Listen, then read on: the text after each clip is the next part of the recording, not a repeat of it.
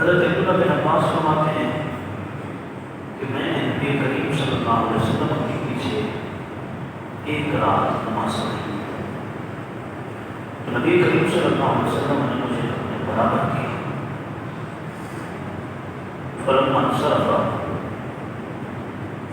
جب فارغ ہوئے تو میں نے کہا وَيَنبَغِي لِأَحَدٍ أَن يُصَلِّيَ أَنَا ذَاكَ، یا رسول اللہ، اللہ کے رسول صلی اللہ علیہ وسلم، کسی کی بھی اجازت نہیں ہے جو آپ کے برابر کھڑا ہو کے نماز پڑھے۔ آپ اللہ کے رسول ہیں، اللہ نے آپ کو یہ مرتبہ عطا فرمایا ہے۔ تو رسول اللہ صلی اللہ علیہ وسلم نے دعا فرمائی میرے لیے، اور آج کے اللہ کی بارگاہ میں اللہ ان کے علم میں برکت عطا فرما۔ محترم اللہ، آج 23 میں صحابہ رسول کی سیرت پر ہماری گفتگو ہے۔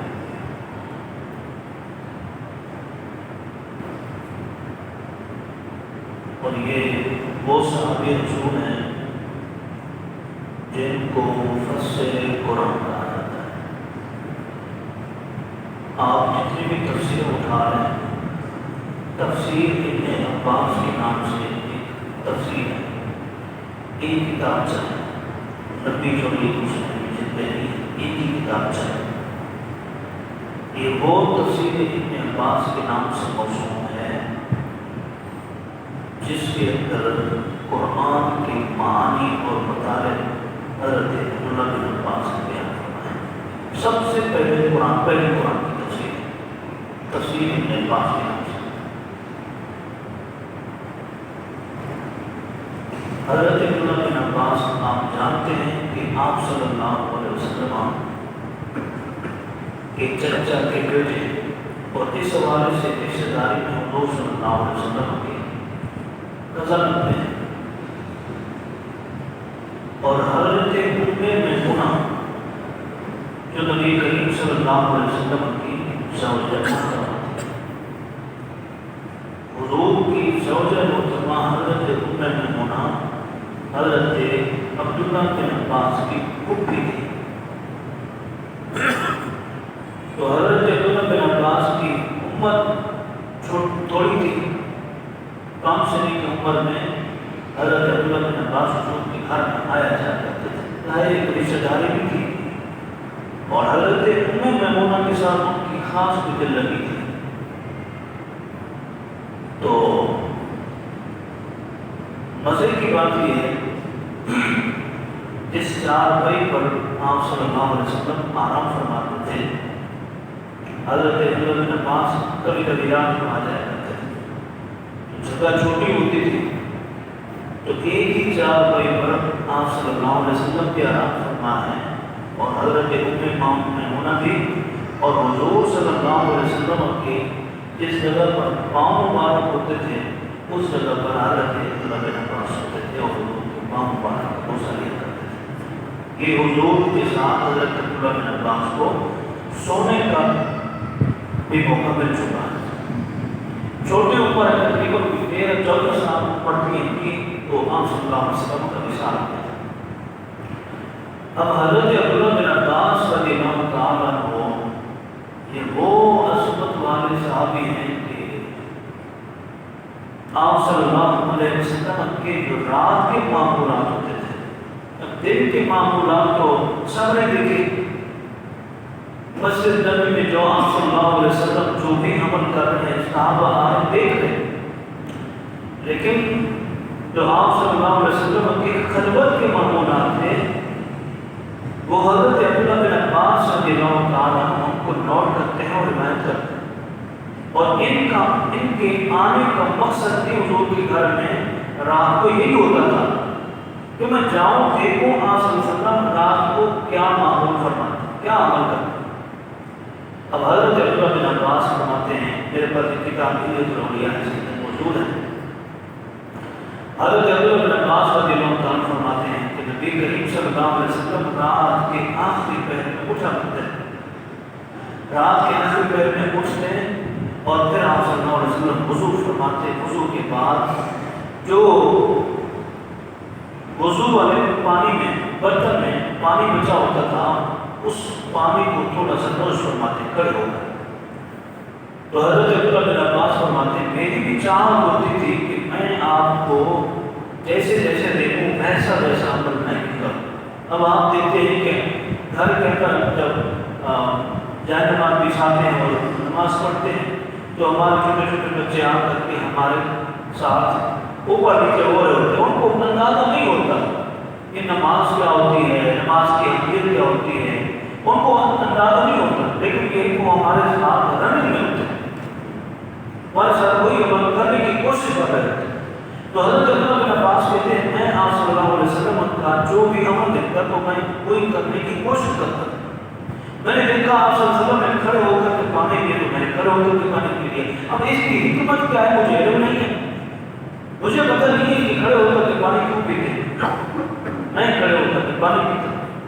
اب جب باری آئی رسول اللہ صلی اللہ علیہ وسلم کی ساتھ نماز پڑھنی, اب نماز کون سی تھی مجھے اس بات کا علم نہیں ہے کہ اسے نماز تہجد کہتے ہیں, اسے قیام اللیل کہتے ہیں, اسے صلاۃ التوبہ کہتے ہیں, نماز حاجت کہتے ہیں. مجھے علم نہیں ہے.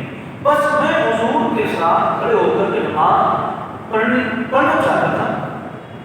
میں نے دیکھا کہ آپ صلی اللہ علیہ وسلم نے مصلی بچھایا اور حضور کھڑے ہو نماز پڑھنا شروع کر دی. اور اسی لیے فرماتے ہیں حضرت عبداللہ بن عباس میں بھی آیا نبی کریم صلی اللہ علیہ وسلم کے ساتھ نماز پڑھی تو آپ صلی اللہ علیہ وسلم نے مجھے اپنے برابر کر لیا. اب ایک روایت کی بات اس سے اگلی روایت اور تھی, اسی کو میں ملا کر کے آپ کے سامنے حضرت عبداللہ بن عباس رضی اللہ عنہ فرماتے ہیں کہ میں نبی کریم صلی اللہ علیہ وسلم کے پیچھے صف میں کھڑا ہو گیا. بہت سمجھے پیچھے صف میں کھڑا ہو گیا اور آپ صلی اللہ علیہ وسلم نے کیا کیا, نماز کے دوران پیچھے میرے کان سے پکڑ کر کے مجھے اپنے برابر کر دیا. میرے کان سے پکڑ کر کے مجھے اپنے برابر کیا. حضرت عبداللہ بن عباس کہتے ہیں کہ میں پھر پیچھے چلا جاتا. ہے نماز آپ صلی اللہ علیہ وسلم بھی نماز میں بھی نماز, لیکن حضور میرے کان کو پکڑ کر کے اپنے برابر کھڑا کر دیتے ہیں. پھر میں موقع دیکھ کر کے پیچھے چلا جاتا ہوں. کرتے کراتے نماز کب ہوتے. اب یہ عمل حضور صلی اللہ علیہ وسلم کی خصوصیت. اب ہم نہیں کر سکتے. ہم اپنی نماز میں کسی کا ہاتھ پکڑ کر کے اسے آگے پیچھے یا اسے ادھر ادھر نہیں کر سکتے, ہمیں اجازت نہیں ہے. لیکن یہ اللہ نے اپنے محبوب کریم صلی اللہ علیہ وسلم کو خصوصیت بخشی ہے کہ آپ صلی اللہ علیہ وسلم ہم کو آگے پیچھے اچھا برابر کیا, آگے پیچھے ہو رہے حضرت عبداللہ بن عباس. نماز کی فراغت کے بعد حضرت عبداللہ بن عباس رضی اللہ عنہ کو حضور صلی اللہ علیہ وسلم نے بلایا. فرمایا عبداللہ تجھے کیا ہو گیا تھا, میں تجھے اپنے برابر کھڑا کرتا تھا تو پیچھے چلا جاتا تھا, میں برابر کھڑا کرتا ہوں تو پیچھے چلا جاتا. عرض کی یا رسول اللہ صلی اللہ علیہ وسلم, اے اللہ کے رسول صلی اللہ علیہ وسلم, چھوٹی عمر ہے, عمر چھوٹی ہے, لیکن اتنا بڑا ہے کہ آپ اللہ کے مقرر رسول صلی اللہ علیہ وسلم, آپ کس کی وجہ ہے کہ آپ کے برابر میں کھڑا ہو سکے. عمر چھوٹی ہے لیکن ذہن اتنا کام کرتا ہے کہ آپ کے برابر کھڑا نہیں ہونا چاہیے. اب یہ تو نماز کا حال ہے. نماز میں حضرت عبداللہ بن عباس حضور کے برابر نہیں کھڑا ہونا چاہتے. اب نماز سے باہر آپ دیکھیں صحابہ کرام نے مردان صلی اللہ علیہ وسلم کے پیچھے پیچھے ہوتے, آپ کے پڑھنے کی کسی کو اجازت نہیں ہوتی تھی, بلکہ دل دعا نہیں کرتا تھا. اس کو حضور صلی اللہ علیہ وسلم کے حوالے سے گستاخی سمجھتے تھے کہ اگر ہم نے ایک قوم پہ حضور کے آگے بڑھنے کی کوشش کی. یہ حضرت عبداللہ بن عباس سے جن کی ابھی سیرت کا میں اسٹارٹ ہے. اب حضرت عبداللہ بن عباس نے کہا کہ یا رسول اللہ میری مجال نہیں ہے, بلکہ کسی کی بھی مجال نہیں ہے کہ آپ کے برابر کھڑا ہو سکے. اسی وقت نبی کریم صلی اللہ علیہ وسلم نے ہاتھ اٹھایا اور اللہ کی بارگاہ میں دعا کی, اللہم علمہ تأویل القرآن, اللہم علمہ تأویل القرآن, اے اللہ عبداللہ بن عباس کو قرآن کا علم عطا فرما, قرآن کا صحیح علم عطا فرما, قرآن فہمی عطا فرما, قرآن کی صحیح سمجھ عطا فرما.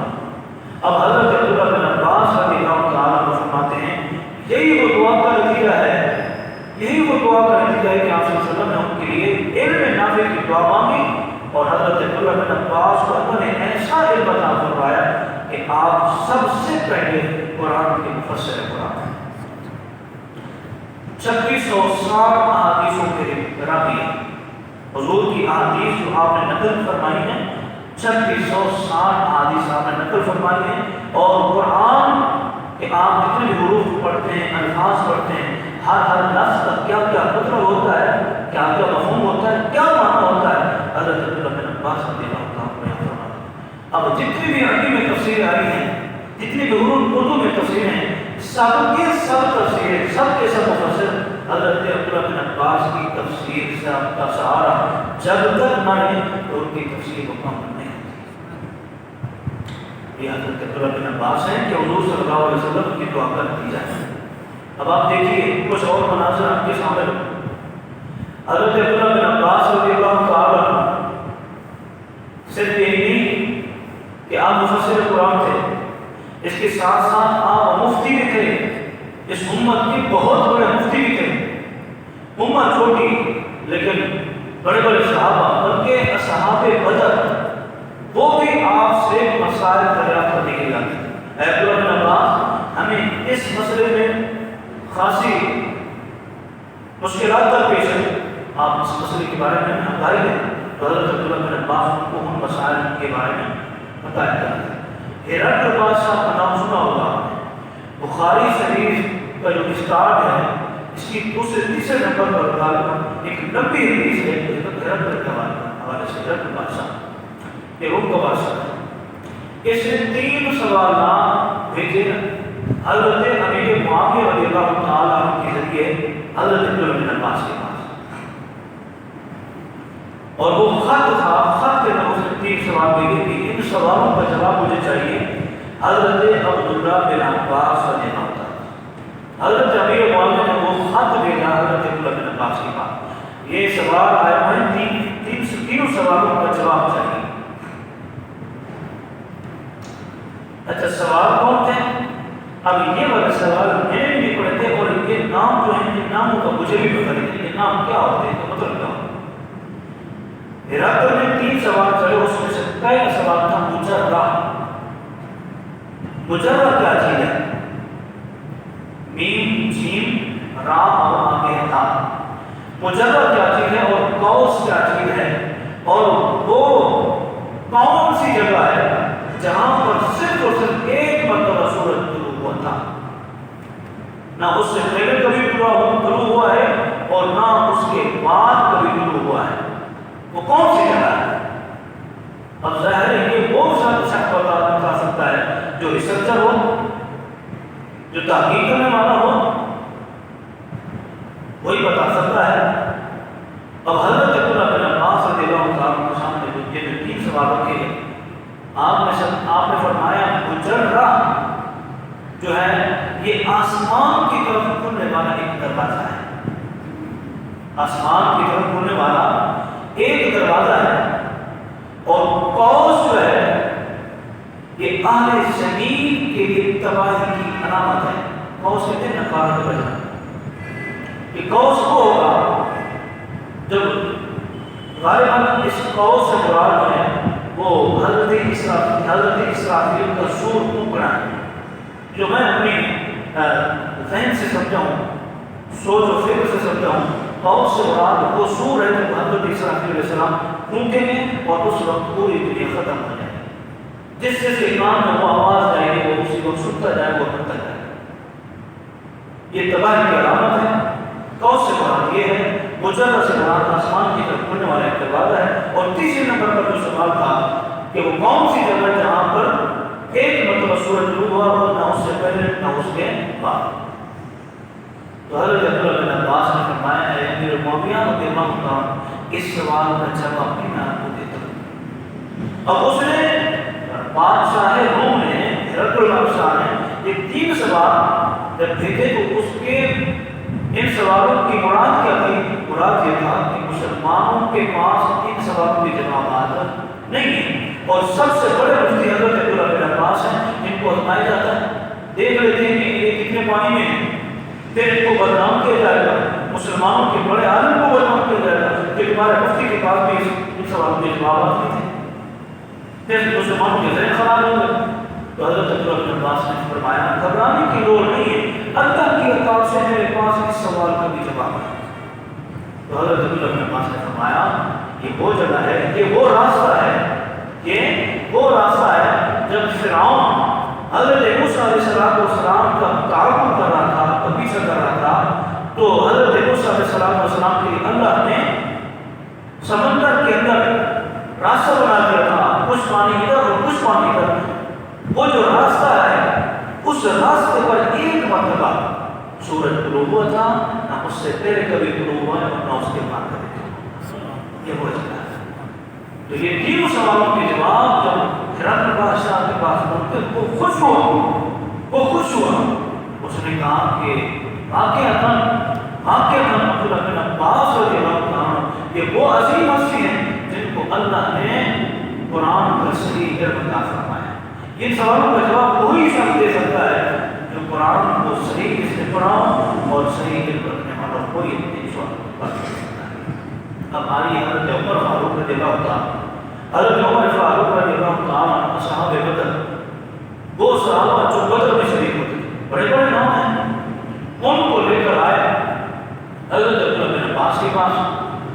یہ مثال اس لیے دے رہا ہوں کہ آپ صلی اللہ علیہ وسلم نے حضرت عبداللہ بن عباس کی دعا مانگی کہ اللہ نے ان کو قرآن کا صحیح علم عطا۔ حضرت عمر رضی اللہ عنہ حضرت عبداللہ بن عباس کے پاس وہ صحابہ لے گئے جو غزوہ بدر میں شامل تھے۔ تو حضرت عمر نے کہا میں آج تمہیں ایسی ہستی کے پاس لے جاتا ہوں جو قرآن کا بہت بڑا ہے۔ تو صحابہ کو لے گئے بدر والوں، اصحاب بدر نے کہا کہ یار یہ تو وہ بچہ ہے جس کی عمر ہمارے بچوں کی جیسی ہے، اس کے جتنا علم تو ہمارے بچوں کو بھی آتا ہے، اس کے پاس ہمیں لے کے آتا ہے، ان کو کیا آتا ہے؟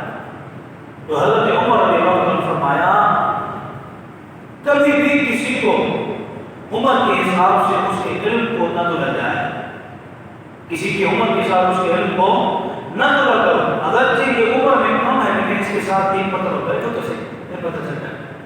حضرت عمر فاروق رضی اللہ عنہ فرمایا میں تم سے سوال کرتا ہوں اذا جاء نصر اللہ والفتح ورأيت الناس يدخلون في دين الله افواجا فسبح بحمد ربك واستغفر انه كان توابا۔ یہ سورت میں نے پڑھی ہے، اس کا مطلب بیان کرو، اس کا مضمون بیان کرو، اس کے ساتھ نزول بیان کرو۔ کسی نے کچھ بیان کیا، کسی نے کچھ بیان کیا، جس کو جو سمجھ آیا اس نے بیان کر دیا۔ اذا جاء نصر اللہ والفتح، جب آئے گی اللہ کی طرف سے مدد اور فتح، ورأيت الناس يدخلون في دين الله افواجا، اور آپ دیکھیں کہ لوگوں کو کہ دین میں داخل ہو رہے ہیں فوج در فوج، دین میں فوج در فوج داخل ہو رہے ہیں۔ بس آپ اپنے رب کی فسبح بحمد ربک، اپنے رب کی آپ تسبیح و حمد بیان کریں، انہ کان توابا رحیما، وہ توبہ قبول فرمانے والا ہے، رحمان ہے۔ حضرت عبداللہ بن عباس نے کہا چلیں گے اس سورت کا شان نزول بتائیں گے، کسی نے کچھ کسی نے کچھ بیان کیا۔ اب آئی حضرت عبداللہ بن عباس کی بات، اچھا کچھ خاموش کیوں ہوئی، کسی نے کہا ہمیں پتہ نہیں۔ اب آئی حضرت عبداللہ بن عباس کی بات، آپ نے فرمایا عبداللہ بن عباس جو میرے دل میں ہے، جو اس سورت کی مراد اس کا مطلب میں سمجھتا ہوں، اگر آپ کوئی بیان کر دیں تو میں آپ کو مانوں گا کہ آپ مجھ سے بھی بڑے آئے ہیں، مجھ سے بھی بڑے آئے ہیں۔ حضرت عبداللہ بن عباس نے کہا الحمدللہ علی فضلہ و احسانہ، اللہ کا مجھ پر خاص فضل ہے، میں اس کی حمد بیان کرتا ہوں۔ میں جو اس کی تفسیر سمجھتا ہوں صحیح تفسیر سمجھتا ہوں، اس کی تفسیر یہ ہے اذا جاء نصر اللہ والفتح، فتح سے مراد فتح مکہ ہے، فتح سے مراد فتح مکہ ہے۔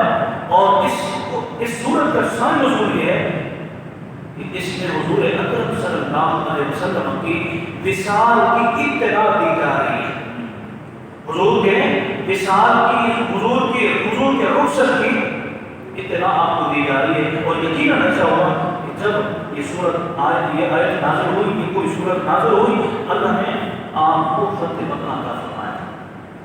فتح مکہ ہوئی، اس کے بعد آپ صلی اللہ علیہ وسلم کچھ عرصے بعد آپ صلی اللہ علیہ وسلم کو وصال ہو گیا۔ تو حضرت عمر رضی اللہ عنہ نے کہا کہ میں نے کہا نہیں تھا کہ یہ ہم سب سے زیادہ عالم ہے، ہم سب سے بڑا مفتی ہے، تو حضرت عمر فاروق رضی اللہ عنہ نے فرمایا اے ابن عباس جو قرآن جو اس آیت کی اس سورت کی تفسیر مجھے آتی تھی جو میں نے اپنے دل میں رکھی ہوئی تھی میں نے کسی کو نہیں بتائی تھی وہی تفسیر آپ نے مجھے بتا دی ہے اور اس سورت کا مطلب یہ ہے کہ اس نے ہمیں یہ بتا دیا کہ اب حضور اکرم صلی اللہ علیہ وسلم کے ساتھ کا وقت آ گیا اور ہوا ایسا اگر آگے سنیے لیلۃ القدر کے حوالے سے شب قدر کے حوالے سے بات آئی تو حضرت عمر فاروق رضی اللہ عنہ بلائے آپ نے فرمایا شب قدر کی رات کا تعین کیجیے شب قدر کی رات کا تعین کیجیے اس کے متعلق بتائیے کہ شب قدر میں کون سی رات ہے وہ آپ نے حدیث سنی ہے ہر ایک حدیث سن رکھی تو کسی نے کیا بیان کیا کسی نے رمضان کے آخری 10 راتوں کو کہا کسی نے آخری کسی نے 3 کسی نے 4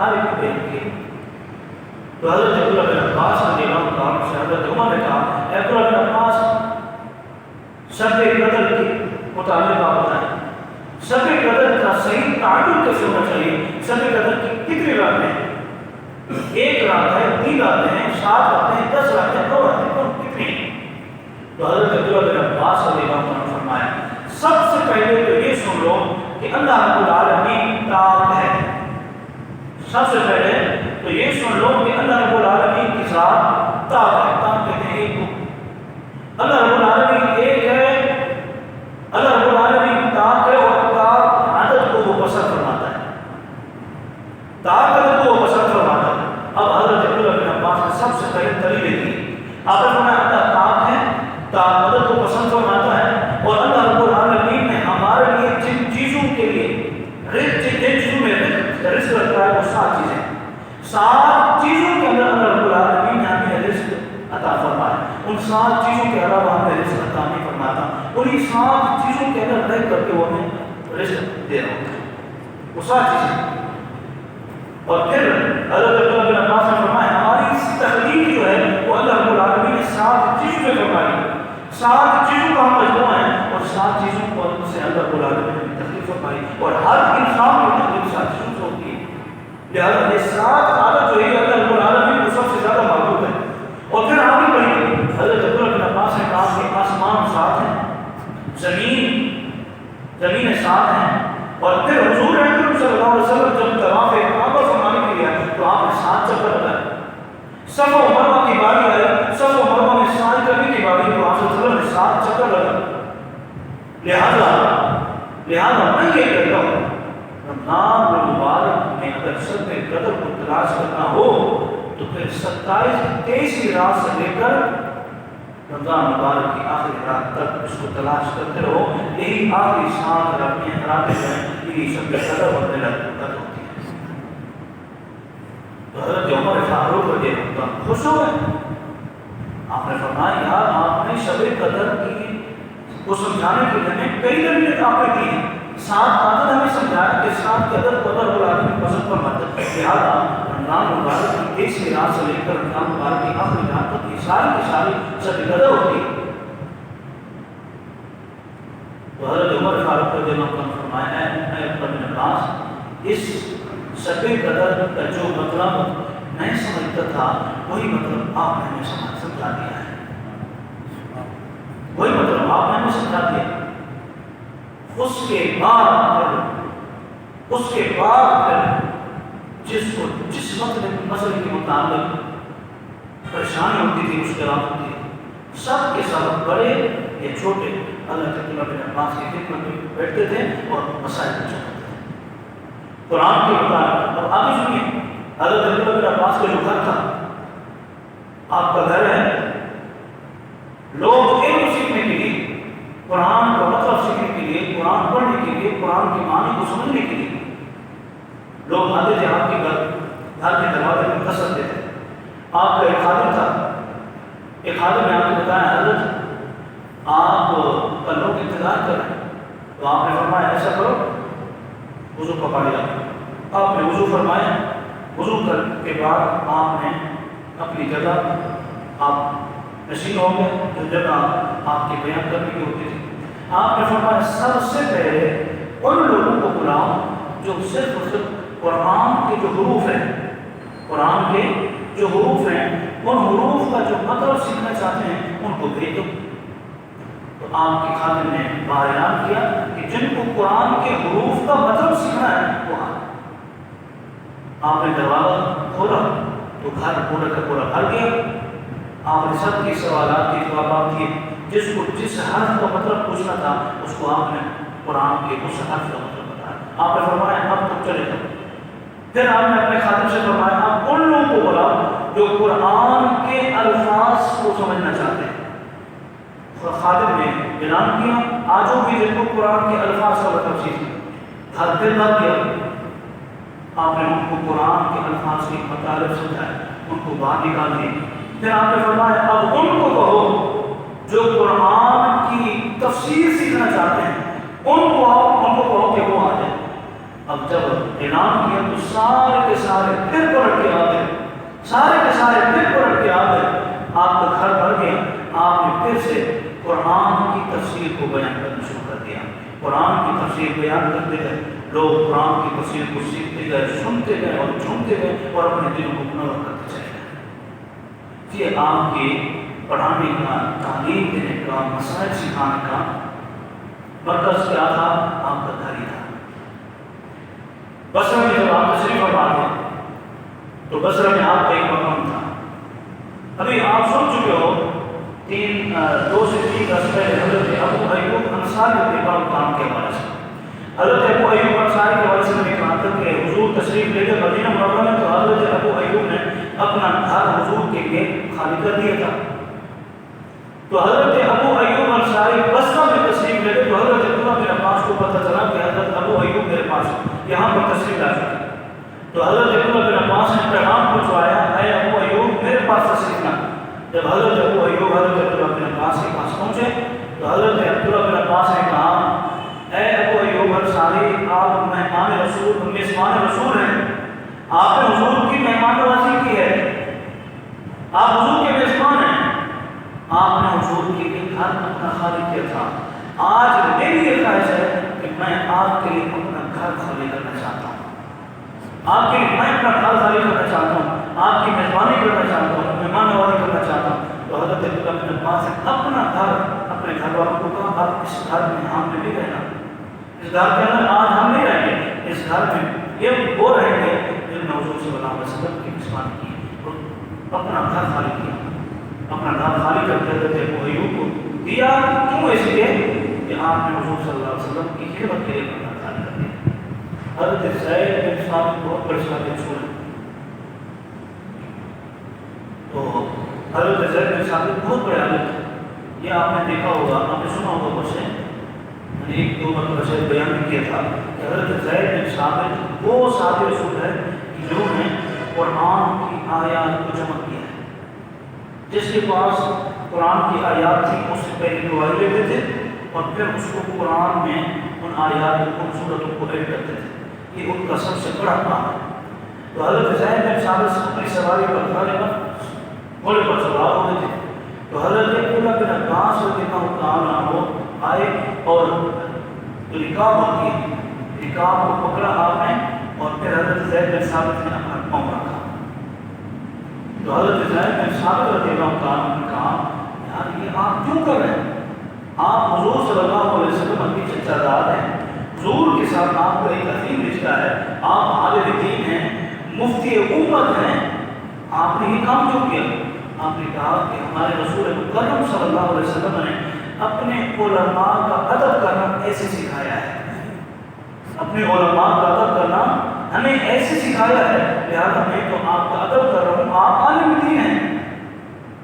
تو حضرت زید بن ثابت رضی اللہ عنہ نے حضرت عبداللہ بن عباس کا ہاتھ یوں پکڑ لیا، ہاتھ پکڑ کر کے یوں چومنا شروع کر دیا، یوں چوما اور چوم کر کے پھر کہنے لگے زید بن ثابت پھر آپ بھی سن لیجیے کہ ہمارے رسول مکرم صلی اللہ علیہ وسلم نے ہمیں یہ سبق دیا ہے کہ جہاں پر تمہیں اہل بیت کا کوئی فرد مل جائے تو اس کا ادب ایسے کرنا ہوتا ہے۔